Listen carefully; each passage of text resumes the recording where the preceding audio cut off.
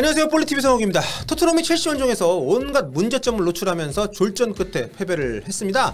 당연히 현지 반응 역시 굉장히 매몰차인데요. 특히 이번에는 실수를 범한 수비수들 뿐만이 아니라 아무런 찬스를 만들지 못했던 공격진들에게도 혹독한 비판이 쏟아지고 있습니다. 이따가 보여드릴 매체 평가도 굉장히 매섭습니다만 현지 팬들 SNS에서 하는 얘기를 들어보면 굉장히 매정하고 아주 촌철살인 얘기들이 좀 많이 있는데 그 중에 가장 인상적인 건 이겁니다.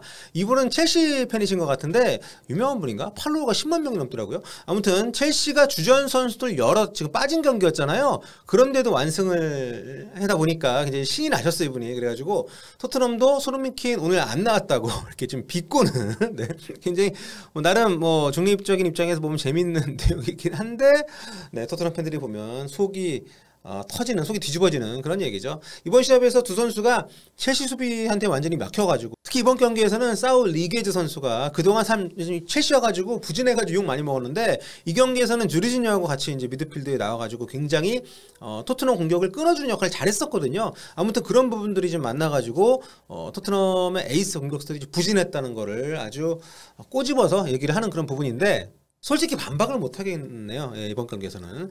자, 그러면 토트넘 선수들 첼시전 플레이에 대해서 언론 평가는 어땠는지 현지 주요 매체 평점 살펴보겠습니다. 보시다시피 전체적으로 평점이 굉장히 낮습니다. 다 통틀어가지고 4개 매체에서 모든 선수들에 대한 평가 중에서 7점 받은 선수가 이브닝 스탠다드가 요리스한테 준 거 이거 딱 하나입니다. 그리고 죄다 그 이하고요. 2점, 3점, 1점도 있고 장난 아닙니다. 전체적으로 이제 평점이 최고, 평균 점수가 최고 있는 선수는 요리스입니다. 필드 플레이어 중에서는 이제 스킵 선수가 가장 높은 평점을 받았고 가장 낮은 점수는 당연히 탕강가죠. 탕강가가 이 두 골, 실점한 두 골 모두에 직간접적으로 비밀이 줬기 때문에 그런데 탕강가를 빼면 손흥민 선수가 가장 낮은 점수를 받았습니다. 이거는 좀 마음이 아프네요.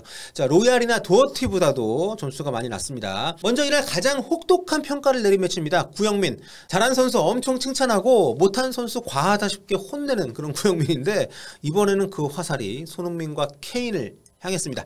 해리 케인에게 2점을 줬는데요. 케인이 출전했다는 게 믿어지지 않는 경기였다. 요즘 자주 보여줬던 중앙 미드필더 같은 모습은 아예 시도조차 안 하더라. 냉정한 평가입니다. 그러면서 손흥민 선수한테도 2점을 줬는데 디토라는 이 표현이 옛날에 영화 사랑과 영혼 보신 분들은 기억하실 겁니다. 그 데미 무어하고 패트릭 스웨이지가 사랑한다는 얘기를 할 때 디토, 동감이라는 뜻이죠. 아무튼 해리 케인하고 마찬가지라는 얘기인데 이런 별로 안 좋은 얘기에 그 표현을 또 쓰네요. 자, 아무튼 경기에 뛰었다는 흔적을 남기질 않았다. 네, 이제 좀 냉혹한 평가입니다. 그리고 자폐 탕강가는 정말 끔찍한 점수 1점을 받았습니다. 내용을 볼까요? 어이없는 패스로 첼시 선제골 헌납했고 걷어내기 실수로 추가골까지 내줬다. 잊고 싶은 밤일 거다. 네, 이날 참 평점이 짰던 구영민인데 그 중에서도 가장 최악의 점수 탕강가 받았고요. 가장 높은 점수는 구영민에서는 5점인데 모우라, 스킵, 요리스, 산체스 그리고 여긴 도어티한테도 5점을 줬어요. 사실 전반전에 부진하게 됐습니다만 3백에서 4백 바꾸느라고 하프타임에 이제 나간 선수기 때문에 좀 낮은 점수를 줄 줄 알았는데 구영민 생각은 달랐던 것 같습니다. 도어티한테 5점을 주면서 여러 차례 공격이 가담했는데 첼시에서 막지 않은 덕분이다. 뭐지? 아마도 토트넘 유니폼을 입고 가장 좋은 퍼포먼스였던 것 같다. 그런데 그 이유는 첼시가 막지 않은 거 이거 하나다. 야, 근데 오늘 경기를 가지고 도어티가 토트넘에서 가장 잘한 경기라고 하는 거는 이건 매기는 건가요? 아무튼 점수 나름 잘 줘놓고도 뭔가 평가가 이상합니다.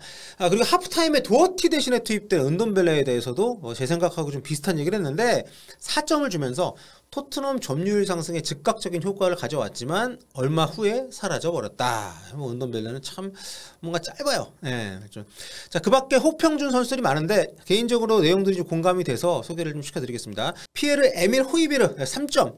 볼 소유를 지켜내지 못했고 몸싸움에서도 밀렸다. 최근에 호이비르가 너무 부진합니다. 제 생각에는 지금 토트넘의 주력 선수들 최근에 좀 급격하게 폼이 떨어진 것은 너무 혹사당하는 그런 영향이 좀 있는 것 같은데 어쨌든. 그리고 에메르송 로얄한테도 3점 줬는데요. 로얄 플레이 중에서 뛰어나다고 할 만한 장면은 단언컨대 하나도 없었다. 예, 토트넘의 구멍이 되고 있다. 아주 냉정한 평가입니다. 다음은 이브닝 스탠다드입니다. 킬패트릭 기자인데 자, 최저점 4점을 준 선수가 3명인데요. 그중에 손흥민 선수가 포함이 되어 있습니다. 자, 4점 주면서 손흥민 선수에게 뭐라고 했냐면 임팩트가 거의 없었고 드물게 기회가 왔을 때는 머뭇거리는 모습을 보였다.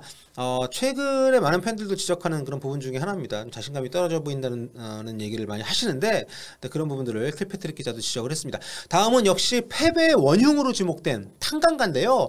아니 근데 아무리 그래도 탕강가랑 손흥민이 같은 점수 주는 거는 좀 팔이 제가 안으로 굽는 건지 모르겠습니다만 이건 좀 과한 것 같은데 0.5점이라도 손흥민 더 줘야 되는 거 아닙니까? 자, 자폐 탕강가 4점. 악몽 같은 하루였다. 그리고 여기는 이제 맷도어티한테도 최저점이 4점을 줬습니다. 자기 자리가 아닌 왼쪽에 출전을 해서 어려움을 겪었다. 볼 소유권을 자주 잃어버렸다. 손흥민을 제외한 공격진들에게는 그래도 괜찮은 평가를 내렸는데요. 루카스 모우라 6점. 전반전에 공을 갖고 있을 때 뭐라도 해낼 것처럼 보인 유일한 토트넘 선수였다. 해낸 건 없지만 뭐라도 뭐 할 것처럼 보였던 선수였다는 건 뭐 저도 인정하고요. 해리 케인 5점. 낮은 프리킥으로 케파를 위협했지만 그 외에는 대부분 무기력했다. 맞아, 이 프리킥은 잘 찼어요. 그거 인정해야죠. 평상시에 꽤 정확했던 패스의 레이더가 꺼져버린 하루였다. 표현력은 좋은데 아무튼 한마디로 케인 패스 똥망이었다 이 얘기죠. 그리고 이제 교체 투입 때 탕규에 은돈벨레한테 6점 높은 점수를 줬습니다. 경기에 다른 차원을 더해줬고 몇 차례 위협적인 상황도 만들었다. 근데 이게 한 15분 딱 했다는 거죠. 참 은돈벨레 아쉬워요. 자, 그리고 여기 인상적인 게 손흥민 대신 투입돼가지고 경기 10분 조금 넘게 뛴 로셀소하고 브리안이한테 7점을 줬어요. 네, 그 정도였나? 아무튼 로셀소한테는 7점 주면서 힐의 크로스를 슛으로 연결했지만 카페한테 막혔다. 이 경기에서 토트넘이 만든 최고의 찬스였다. 맞는 얘긴데 7점은 과한 거 아닌가? 아무튼 브리안힐한테도 사실 이 장면은 로셀소보다는 브리안힐이 뭐 굉장히 완전 혼자 힘으로 만들어낸 장면이죠. 이날 최고의 찬스를 만들었다. 퓰리식을 벗겨낸 뒤에 로셀소에게 크로스를 연결시켜줬다. 자, 선발 선수 가운데서는 요리스가 7점으로 가장 높은 점수를 받았습니다. 위고 요리스 7점. 실수는 아니지만 첼시의 추가골이 된 프리킥 장면은 좀 아쉬웠다. 티모 베르너와의 1대1 상황에서 영리한 선방을 보여줬다. 이거 베르너가 요리스 넘기려고 했는데 잡았던 그 장면, 이거는 인정해줘야죠. 다음은 풋볼 런던 골드 기자인데요. 탕강가와 도어티한테 최저점 줬고요. 요리스, 스킵, 데이비스한테는 최고점인 6점을 줬습니다. 공격적에서는 손흥민 선수만 4점, 케인 무라는 5점을 줬습니다. 손흥민 4점. 네, 손흥민의 밤이 아니었다. 힘들게 뛰어야 다녔지만 경기에 거의 아무런 영향도 미치지 못했다. 해리 케인 5점. 고립되어 보였고 경기 내내 팀에 기여하지 못했다. 뭐 내용은 비슷한데 평점 차이 많이 나네요. 네, 다빈슨 산체스한테도 5점을 줬고요. 경기 초반 첼시의 선제골 장면에서 아무것도 할 수 없었다. 사실 뭐 산체스의 실수라고 볼 수 없는 장면이긴 하죠. 자, 패싱 능력이 없어서 3백의 가운데 자리는 어울리지 않아 보였다. 이날 다이어가 코로나 확진인지 의심 상황인데 아무튼 못 나오는 상황에서 산체스가 중앙을 맡았는데 좀 아쉬웠다는 얘기죠. 하지만 루카쿠하고 맞대결에서는 헤딩 슈팅을 쉽게 내준 한 장면을 빼고는 좋은 모습 보였다. 네. 자, 올리버 스킵 6점. 전체적으로 스킵에 대한 평가 좀 기복이 좀 없다는 평가, 이번 경기에서 좋은 평가 받았는데 경기장 가운데서 치열하게 싸웠다 이런 얘기 했고요. 호이비에르 여기 풋볼 런던도 4점을 줬습니다. 덴마크 국대 선수가 또 한 번 기대 이하의 경기를 펼쳤다. 태클 패스 모두 평소에 미치지 못했다. 마지막으로 스포츠입입니다. 손흥민 선수 4점 줬고요. 스피드가 느려졌다.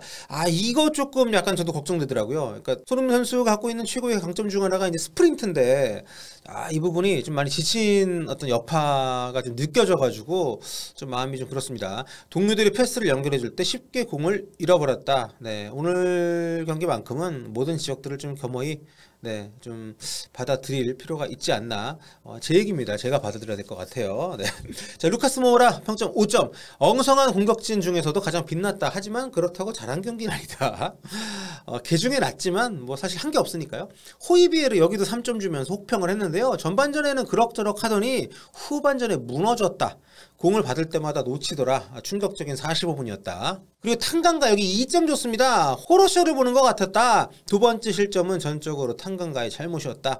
어떤 견고한 성이 무너질 때는 구멍 하나, 첫 번째 타격, 첫 번째 금이 가는 상황이 굉장히 중요한데 어쨌든 탕강가가 바로 그 균열을 불러일으킨 선수였기 때문에 가장 큰 비판을 받고 있습니다만 어쨌든 전체적으로 팀이 너무 엉성하다는 걸 많이 보여줬고 경기 끝나고 콘테 감독이 정말 한탄을 할 정도로 경기력이 많이 떨어져 있었기 때문에 앞으로 빨리 좀 끌어올려야 될 것 같고요. 오늘 경기를 시작으로 이제 한 달 동안 첼시하고 3번 만나잖아요. 그 중에 한 번은 좀 이겼으면 좋겠는데 어떻게 될지 모르겠습니다. 자, 오늘 시청해주셔서 감사드리고요. 자, 언제나처럼 구독 감사드리고 다음 시간에 뵙도록 하겠습니다. 올빠.